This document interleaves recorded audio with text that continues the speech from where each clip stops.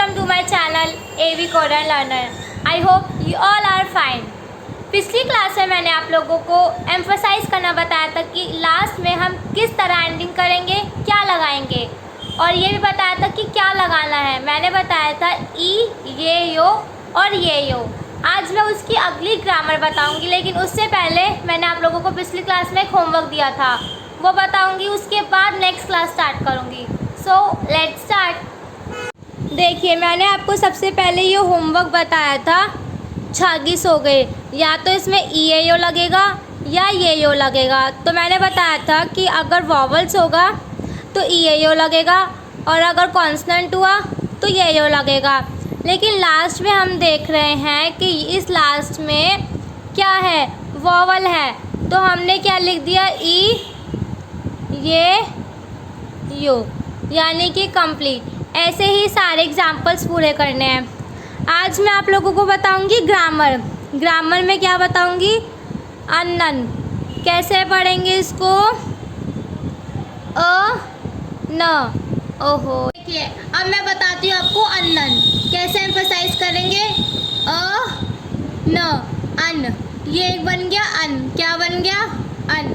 दूसरा क्या बना, न, अ न, क्या बन गया, नन। तो आज मैं आपको अन और नन बताऊंगी कि इसको कैसे यूज़ करते हैं। अब अननन होता क्या है, अननन होता है टॉपिक मार्कर या तो टॉपिक पार्टिकल होता है। इन दोनों में से एक होता है, हम कुछ भी कह सकते हैं। अभी टॉपिक मार्कर या टॉपिक पार्टिकल क्या होता है, ये होता है कि किसी भी वर्ड को हम जब एम्फसाइज करते हैं ना, देखो लिखा है that comes after the word you want to emphasize. जिस वर्ड को हमें एम्फसाइज करना है, जिसके बारे में हम कह रहे हैं, उस वर्ड के बाद लगेगा। मैंने बोला my dress is so pretty. Example लिखती हूँ, my dress is so pretty. अब मैं यहाँ पे किस वर्ड को एम्फसाइज कर रही हूँ, मेरी ड्रेस को एम्फसाइज कर रही हूँ मैं। हम भी इंग्लिश में यही करते हैं, सब्जेक्ट प्रेडिकेट ये सब यूज़ करते हैं ना, ऐसे इसमें है। मैंने अपनी ड्रेस को एम्फसाइज करा, इस ड्रेस के आगे अननन लगाऊंगी। ये तो मैंने लिखा है इंग्लिश में, लेकिन अगर कोरियन में कोई सेंटेंस आता है तो उसको कैसे प्रेडिकेट करते हैं, उसको कैसे यूज़ करते हैं। तो देखो, अननन दैट टॉपिक पार्टिकल या marker that comes after the word you want to emphasize. देखो, मैंने आपको पिछली क्लास में बताया था कि ई ए यो कैसे यूज़ होता है और ये यो। ऐसे अननन, अन कब आएगा, is use when presiding noun ends with a consonant. देखो, एक याद करने का तरीका बताती हूँ कॉन्सोनेंट को और वॉवल्स को। देखो, वॉवल्स वो थे, जैसे ये था, ई था, एक मिनट, ये ई था, ए था, आ था, ओ था, और ऐसे वाले भी थे कुछ, है ना। तो याद रखो, जहाँ पे भी स्ट्रेट लाइन से कोई भी लाइन्स आती है ना, वो तो सारे वॉवल्स होंगे। लेकिन जहाँ पे कोई भी ग, न, ह, ट, ये सब आते हैं, कॉन्सोनेंट्स हो गए। तो आपको बहुत इजी रहेगा इसको लर्न करने में। नन क्या होता है, नन is use when preceding nouns end with vowel. अभी बताए हैं, वॉवल वो होंगे जो स्ट्रेट लाइन्स आएंगी, ठीक है। नन तब यूज़ होगा। देखो, अब मैं आपको कुछ एग्जांपल्स के साथ बताती हूँ। फर्स्ट है अन एंडिंग विथ कॉन्सोनेंट। लिखा है, फर्स्ट है सन सेंग निम। कैसे हमने रीड करा, स ओ न सन, स ए अंग, सेंग न ई म, निम, सन सेंग निम। सन सेंग निम का इंग्लिश में मीनिंग होता है टीचर। सॉन्ग से नेम। अब देखो, मैंने बताया था अन आएगा तो कॉन्सोनेंट लगेगा, लेकिन जब नन आएगा तो वॉवल लगेगा, ठीक है। अन आया कैसे, लास्ट में वर्ड, ये देखो लास्ट में लेटर कौन सा है, म। म का आता है, कॉन्सोनेंट में आता है, तो हमने लगा दिया अन। सॉन्ग सेंग नेम अन, ह अन, हान, ग उग, हानगुग, ये है ग उग, हानलुग।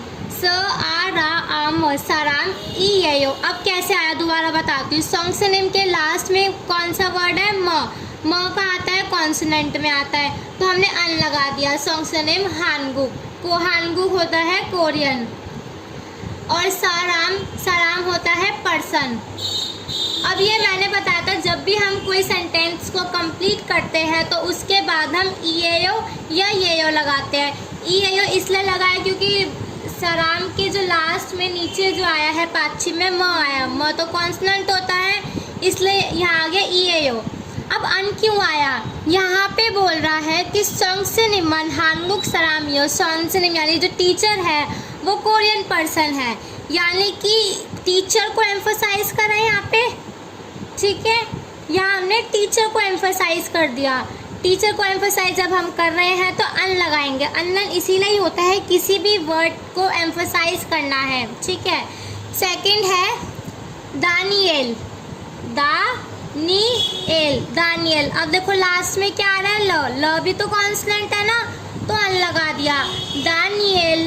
दानिएरन। क्या बोलेंगे? दानिएरन। सॉन्गसिनिम ईएयो।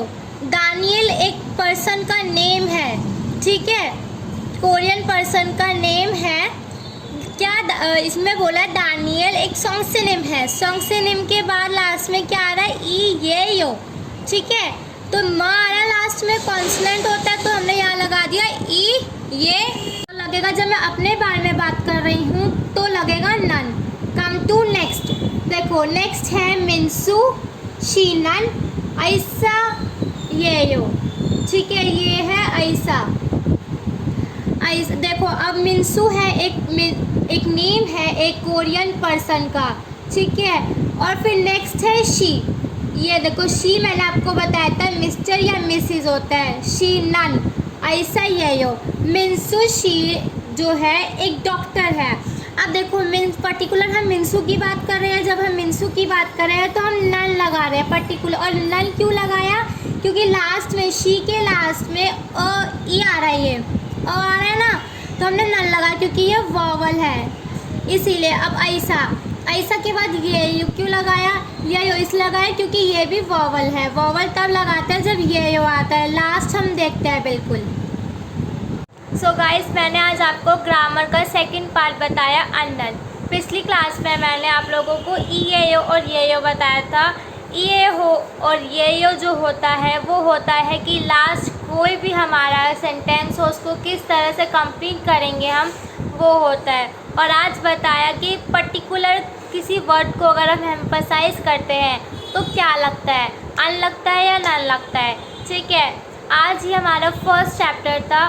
फर्स्ट चैप्टर ये यहाँ तक ख़त्म हो चुका है। नेक्स्ट चैप्टर में मैं आपको कुछ और नया बताऊँगी। हमारे ऐसे बहुत सारे चैप्टर्स हैं, तो धीरे धीरे करके मैं आपको चैप्टर्स बताऊँगी। पहले मैं इन दोनों वीडियोस की रिवीजन कराऊँगी, जिससे आपको ये बहुत अच्छी तरह से समझ आ जाए, क्योंकि बहुत इम्पॉर्टेंट है।